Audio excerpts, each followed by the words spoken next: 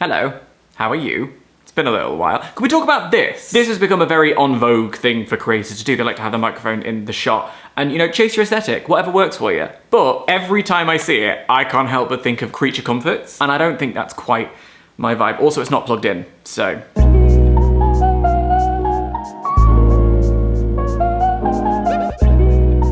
I sit before you today, a 32-year-old man.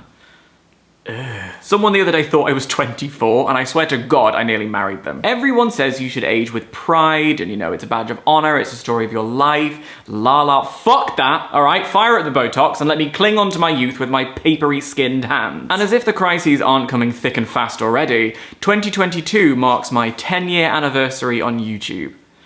Yep. Specifically on the 5th of March 2012, I uploaded my very first video. It was called 3 Reasons Hufflepuff Are the Worst, and it is no longer public because it stopped being funny after the irony wore off, and the only people finding it felt very passionately that I was, you know, hateful. I've actually been around a little bit longer than that. My very first appearance in a video was Tom Scar's Day Out 4, and I made a joke that still makes Jack Howard laugh harder than anything I've ever done since. I was always brought up to tell you should bring stuff to someone's house, so I panicked and I got eggs. Including his own live comedy show. I was in some sketches, few short films, we had a podcast, which will almost definitely be the reason I'm eventually cancelled. In my head when I started my channel, it was gonna be like an evolving portfolio of my acting work, because I didn't go to drama school, so I thought it was a way of creating my own door into the industry. That hasn't worked. Not technically true. I was on television once as an extra, a background artiste in an episode of Phone Shop. There I am, clapping. I'm not joking, I made a backstory for that, I take my work seriously. What's weird for me is that I've basically watched an entire industry grow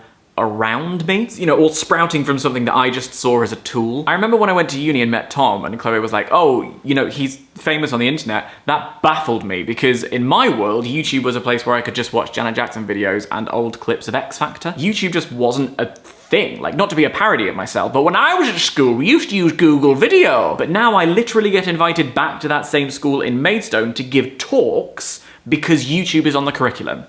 The last time I did it was pre-pandemic, and the Gen Zs weren't particularly impressed with me, until they found out I'd met Zoella several times, and then they were all ears. Let the record show they were baying for gossip, and I abstained. Because it was 10 AM and I wasn't nearly drunk enough. If they'd have cornered me that evening at the pub on Earl Street, who knows what I'd have said. It's wild to think that the website where I sat with my friend Chloe and watched a man hit another man in the head, I can't believe you've done this, has gone on to become a defining presence in my life. Like, when I think of the opportunities I've had as a result of that, Christ alive. I wore a camera on my head at the BAFTAs. Who gets to say that? Not many. And yet, 10 years on, I still haven't quite figured out what I'm doing here.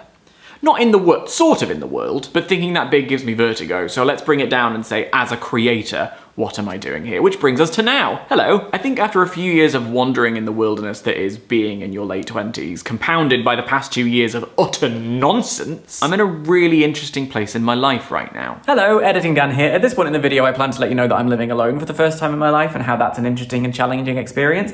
And I thought to myself in the moment, oh, I could flip the camera and do like a funny bit where I'm like, do you want a tour? And then I just spin the camera around. I'll film it at the end so I don't have to reframe. And then I just didn't. So here's the tour. That was a funny bit, wasn't it? Worth the wait, I'd say. Plus, there's a proper actual kitchen island over there, so are you ready for the Baking with Leighton we've always dreamed of? I'm putting myself at the centre of what I'm doing pretty much for the first time since I left uni. I'm starting to understand how important it is to know your own value and your own worth. Also, and kind of maybe because I've lived a bit.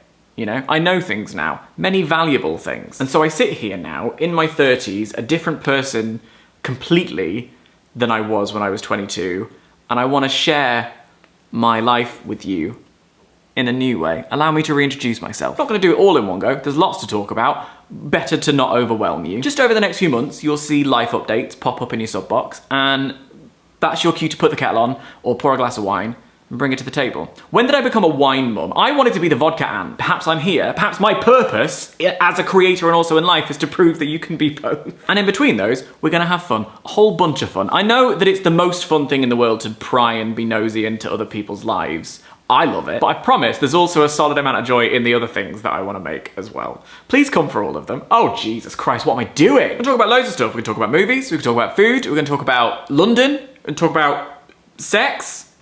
about which I am eminently qualified. And eventually, yes, I will 100% definitely, absolutely promise it. You can burn me at the stake as a witch if I fail.